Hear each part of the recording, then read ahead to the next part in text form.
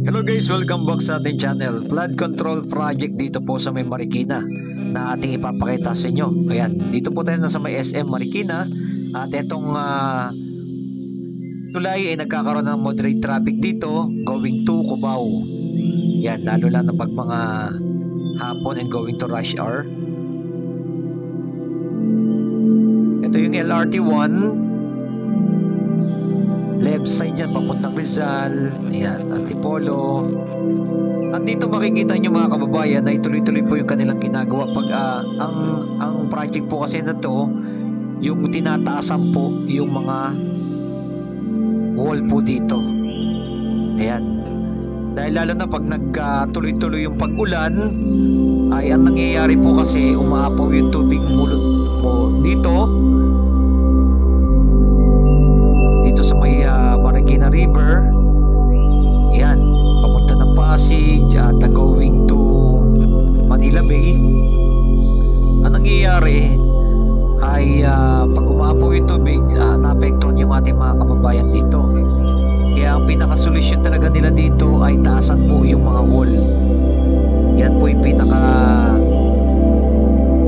kanilang solusyon, lalong-lalo na pag nagkakaroon ng mga pagtaas ng tubig. Makikita po ninyo ang ginagawa na nila, nilalawakan na nila at tinataasan yung wall. Yan ang ating makikita. Ito yung umabot ng 45 million project mga kababayan. Ang flood control project ng Marikina na ating ipinapakita sa inyo. Like and comment and share mga kababayan, lalo na pag grabe yung may mga bagyo, no? Dito kasi natin makikita sa mga Marikina, meron silang mga dito, may mga level ng tubig ang ginagawa nila kung gaano kataas na. Yan. Dire-diretso lang makikita ninyo mga kababayan na kabilang side naman natin ang ipapakita natin sa inyo para makita ninyo yung pinaka-latest update naman natin dito. Huwag kalimutan mag-like, mag-share, at mag-comment sa ating pinaka-latest update. Dito sa kabilang side makikita ninyo, lalo-lalo na yung mga bagyo. Etong SM Marikina ay umaabot yung tubig dyan sa may pinaka-ground nila. Kaya ang talaga dito, yan makikita nyo, napakataas na po ang kanilang nilagyan ng mga wall. Kabilaan po ito mga kababayan, ha. Tinaasan na po nila. Ayan, makikita ninyo, no? Banda dito sa una na to.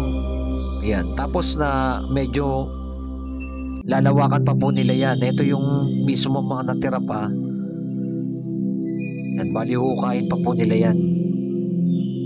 Yan ang ating mga aabangan sa mga hinaharap.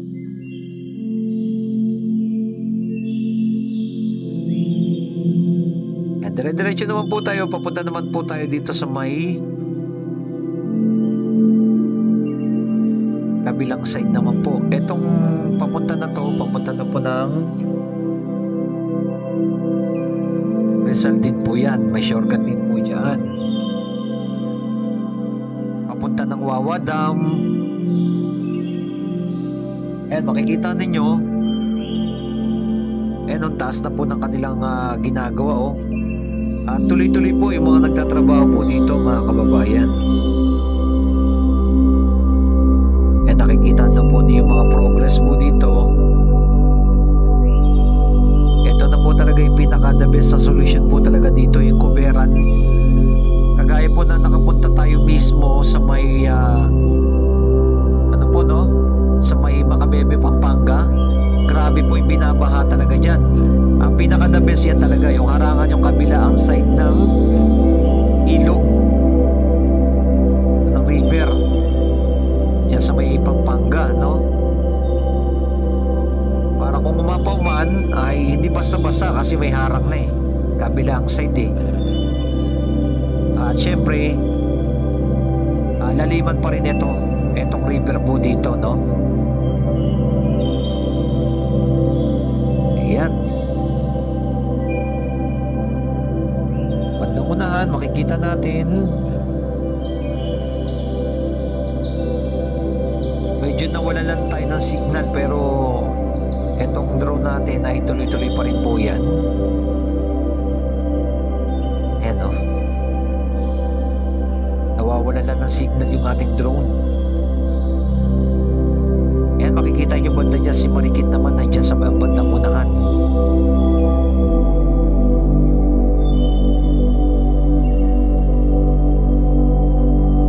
Ayan o, banda dito sa area na to, tuloy-tuloy pa rin po yung kanilang ginagawa.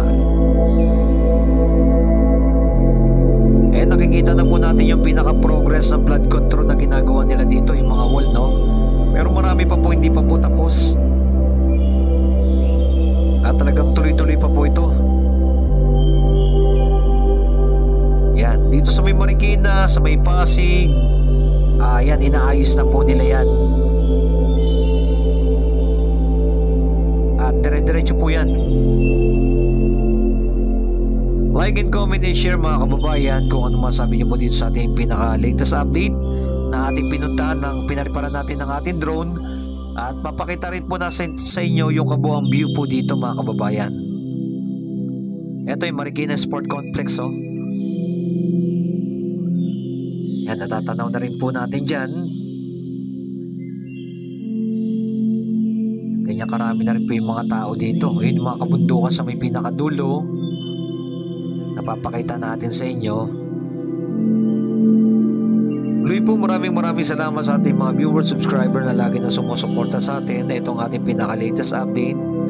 And keep safe palagi, and God bless po sa atin lahat. Ito pong muli, si Skywalk TV. Maraming salamat sa inyong lahat dyan.